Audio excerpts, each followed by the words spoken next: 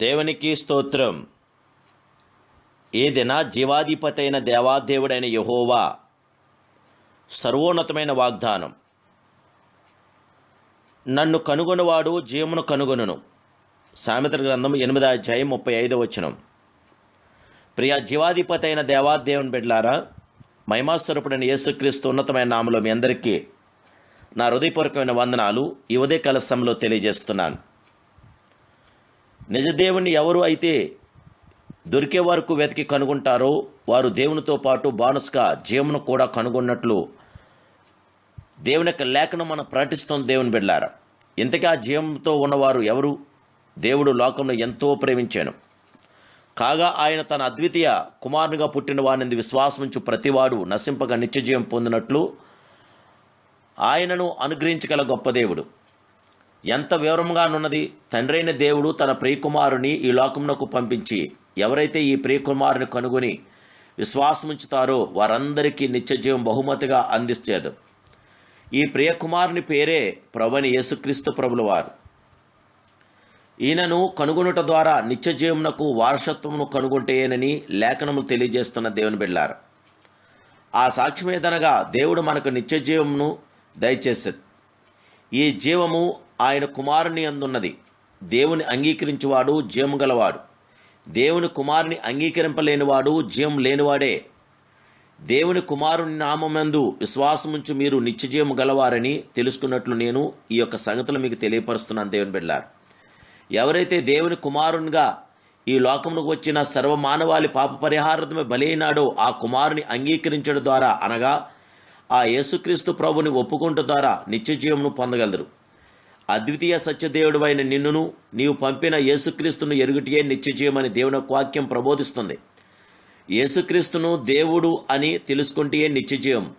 చాలామంది తమ అజ్ఞానం చేతను యుగ సంబంధమైన దేవత వారి మనోనేత్రాలకి గుడ్డితనం కలిగించుంటా వలనను సత్యవంతుడైన యేసును కనుగొనలేకపోవచ్చున్నారు. దేవుని బిడ్డలారా, యేసు అంటున్నారు, నేనే మార్గమును సత్యమును జీవమును, నా ద్వారానే తప్ప ఎవడును తండ్రి వద్దకు రాలేడని ఆ పరిశుద్ధాత్మ దేవదేవుడని యేసుక్రీస్తు ప్రభువు వారు తెలియజేస్తున్నారు. జీవము గల దేవుని బిడ్డలారా, నన్ను దేవుని కనుగొని వారు జీవమును కనుగొదరు. ఈరోజు మనం పరిశుద్ధాత్మ దేవుని మహింపరిచి ఘనపరిచి ఆరాధిందామా?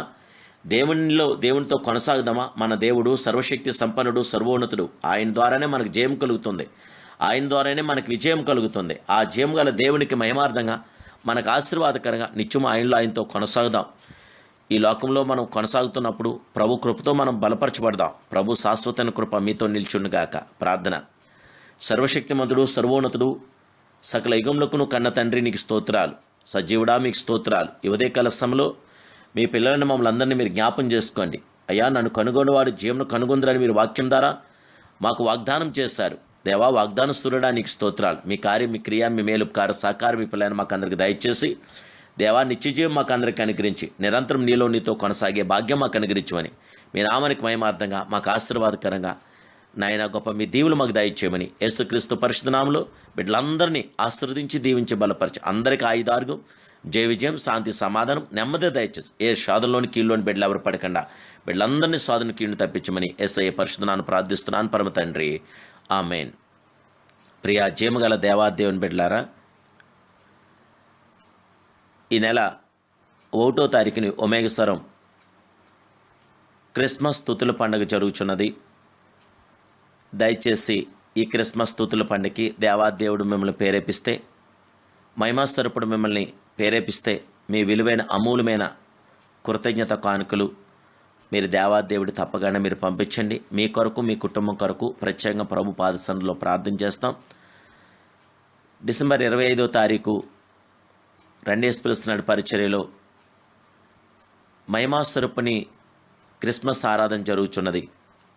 దయచేసి మీ యొక్క విలువైన అమూలమైన అర్పణను ప్రభు సమర్పిస్తారని ప్రభు పేరట మిమ్మల్ని కోరుచున్నాను. తప్పకుండా పరిశుద్ధాత్మ దేవుని కృప మీతో నిత్యముండుగాక.